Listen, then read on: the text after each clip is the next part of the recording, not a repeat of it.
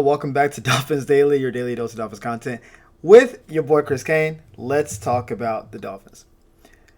I will get this out of the way off top. I am an Odell Beckham fan. I have been since LSU through his whole career. Even when he played for the Giants and the Browns, I'm a fan of his game. I like passionate people on the field. I like the energy he brought to the game.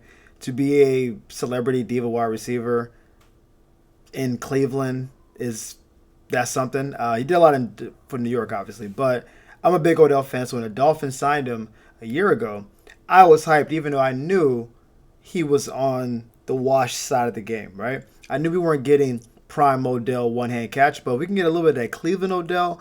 I thought we had something. Turns out, didn't happen.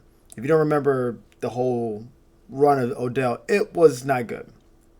We got him, and he had an injury from his time in Cleveland, and he waited too long to get his knee scoped. Basically, it's like a cleanup surgery for your knee. So you sometimes have extra scar tissue, just debris in there that just gives you pain, discomfort. You go in there, they clean it up, and then that knocks you out for a little bit more time. But when you get back, you're good to go. He had issues with his knee, didn't get it cleaned up until a little bit too late. So by the time we signed him, he basically was not there at all during preseason. You would see him on the sideline doing like sprints and doing drills, and he kept saying, hey, I'm not in good shape. I'm not in football shape yet. I'll get there. And we said, cool. Hopefully when you do, you could be wide receiver 3. Took weeks. He got put on the IR initially, so he missed the first few games. And when he finally came in, for the entire season with the Dolphins, he had 9 catches. 9. And then we cut him. And no one picked him up. And he's been a free agent ever since. So that's like the Odell tenure. I was not happy about it. I was hoping he would show some impact. I think he had one semi-big catch, just like a 4th and 3 that comes to mind. And he showed some hands and did a little first down dance. And I was like, okay, Odell, we got you. And then Malik basically started to emerge. And we said, well, if Malik's going to be better than you, he's younger than you, then we just not going to keep him around. The reason I bring all this up is because Odell today, he went on the Pivot podcast with Ryan Clark and Channing and Freddie T, and said that apparently he got caught with PEDs during his time with the Dolphins, and that he was going to accept a 6-game suspension with the idea that he would play for somebody later in the year. Never heard anything about this. Never heard anything about it. First of all, he barely played. Second of all, obviously he didn't look demonstrably bigger. And third of all, he's not been on a team all year. So I guess he's been appealing this up to this point in the year, but it seemed smarter to just get the 6 games out off the rip. And then, because now we're already 5 games in, so you're like 2/3 through the season, and you're going to join a team and start playing. That doesn't make a lot of sense to me.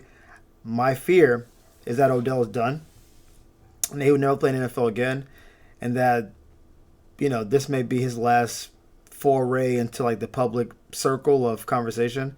Because once he's not playing football, he hasn't really built a off-the-field talking personality.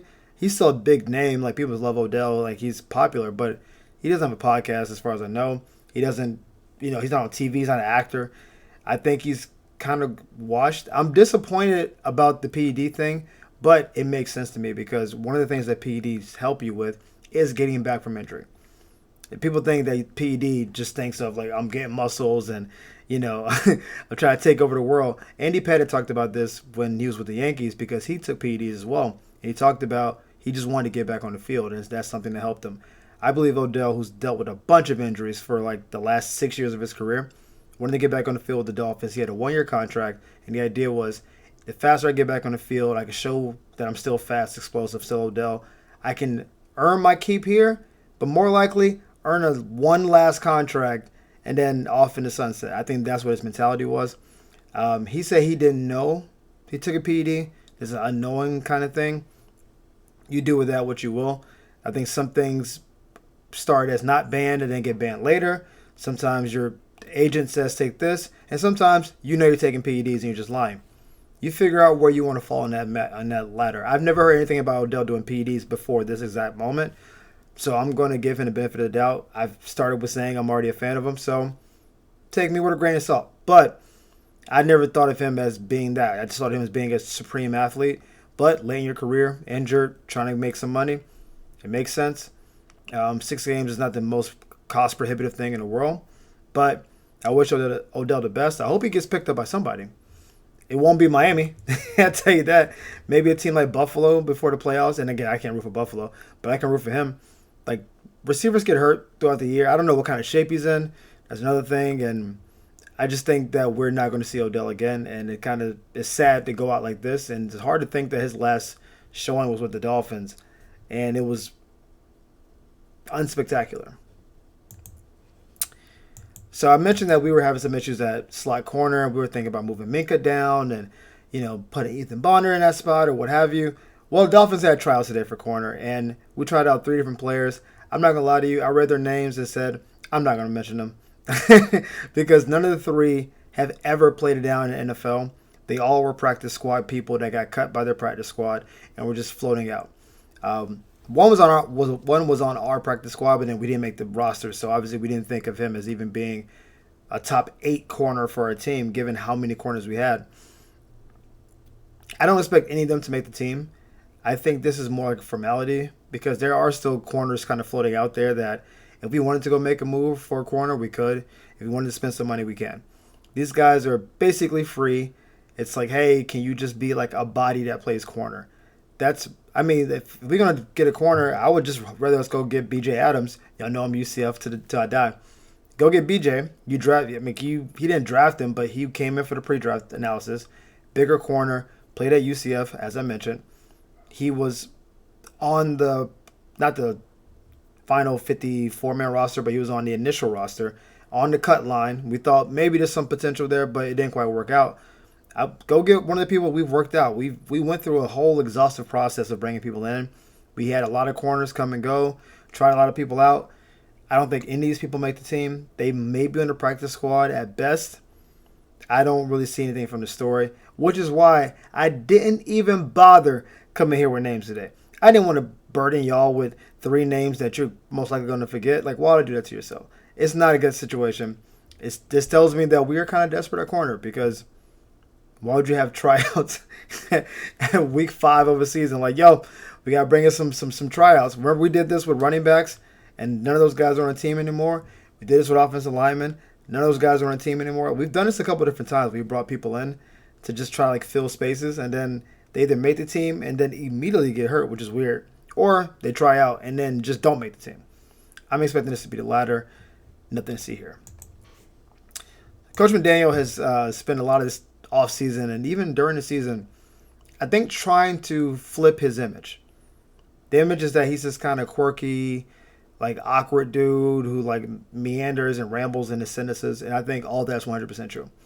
But also that he's soft and that he doesn't have control of the locker room and that the team doesn't respect him. So every now and again, Coach will come out and say something that sounds tough. That sounds like, hey, we're putting a boot down, 10 toes. We're not, like when we did the whole tardiness thing. Hey, we're not accepting people being late anymore. Fines are coming. I was like, oh, okay. So today he talked about the state of the team and the sense of urgency after being down 1-4. This is what he said. The bottom line is you have no time to waste. There's no egos that can be involved. It has to be a collective mission to correct things, and it has to be urgent with no time to waste. But the responsibility is mine to hold and bear. I have a locker room and a coaching staff that I believe in for a reason. Okay. Okay. I didn't feel moved at all by that. You say you have a coaching staff you believe in. Let me tell you something. I don't. As a fan, don't believe in them. Why would I? There's no. They haven't shown me. There's anything to believe in. Like, I believe in Coach McDaniel's football acumen. I believe in Anthony Weaver's like tenacity. I think he has the right temperament to be a DC. But I don't have any proof on the field this year, especially, that we have this super competent team. And I definitely don't love the roster.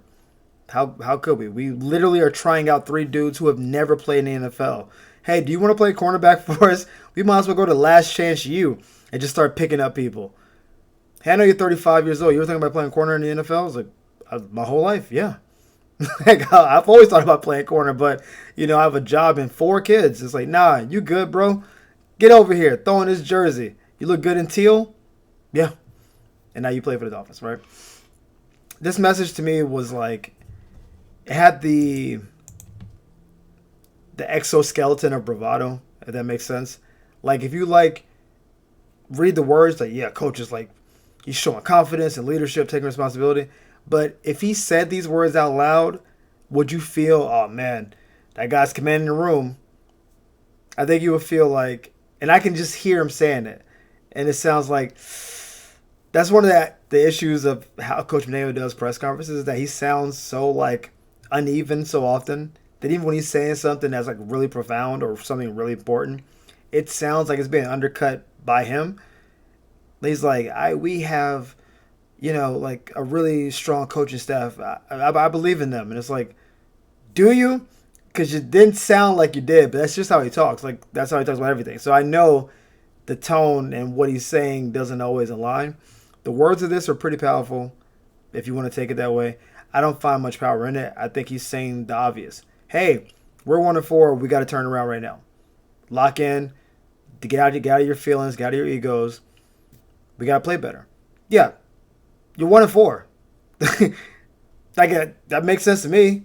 So I didn't really take anything from that. I wish Coach the best. Keep plugging away, though. At some point, he's going to say something like really sharp and really like poignant and be like, oh. But as of now, this is just words. So there's sources that the Dolphins will move on from coach after this year, which I think most people expect them to do. I do think he will finish the year. And that their next coach is going to be someone more on a disciplinary side. I will say, in an ironic twist of fate with coaching staffs, I think Brian Flores would be a great coach for the team. But I do not think he will ever come back because of innumerable like lawsuit-based activities. So the idea is that the Dolphins will go somewhere with a more disciplinary coach, someone more defensive-minded, and Rex Ryan's name has been thrown into the fray. I will say this. I actually like Rex Ryan. I think he's a decent commentator. He gets a little grandstandy at times, but he's got a personality, which is great. I think as a DC, I really appreciate Rex because, like his brother, like his dad, he's an aggressive defensive play caller. And one of the things I despise about defenses now is that they're not aggressive. They just play back in a shell, everything in front of us, bend but don't break. That might be a smart strategy. I don't like it. I like what Spags does with the Chiefs. He comes after you. You know he's coming, and you can't stop it. Unless you're Trevor Lawrence, apparently. But Rex Ryan, to me, as a head coach, I don't know if I want him to be the leader of men for our team. I do think his temperament and his moxie and his confidence in his defense is something that we're lacking.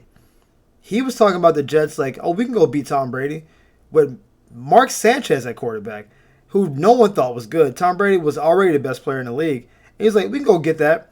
And then they would go and win. And I was like, oh, how did he pull that off? And he's like, we're going to come after him.